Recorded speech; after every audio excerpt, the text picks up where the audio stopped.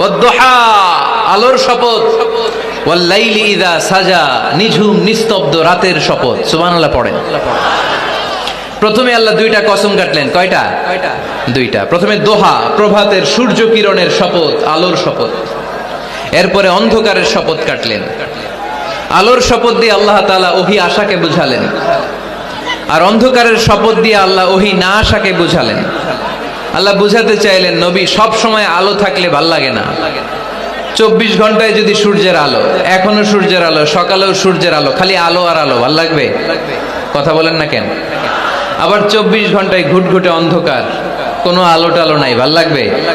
তার মানে জীবন চালাতে আলোরও দরকার, অন্ধকারেরও দরকার। বিশ্বনবীরে বুঝাতে চাইলেন, নবী ওহী আসা যেমনি দরকার, মাঝে মাঝে ওহী বন্ধ রেখে আপনার একটু বিশ্রাম দেওয়া দরকার।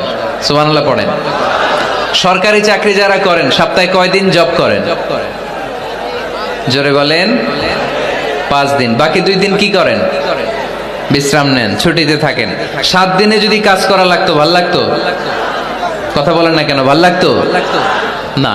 আবার 7 দিনে যদি ছুটি থাকতো, ভাল লাগতো না। তার মানে কাজেরও যেমনি দরকার, বিশ্রামেরও দরকার, ঠিক কিনা? আল্লাহ বুঝাতে চাইলেন, নবী কাফেরদের কথায় কান দিবেন না। ওরা বলে আমি আপনারে ভুলে গিয়েছি। না না, কশিন কালেও না। আমি আপনারে কেমন করে ভুলে যাই? আপনি আমার বন্ধু।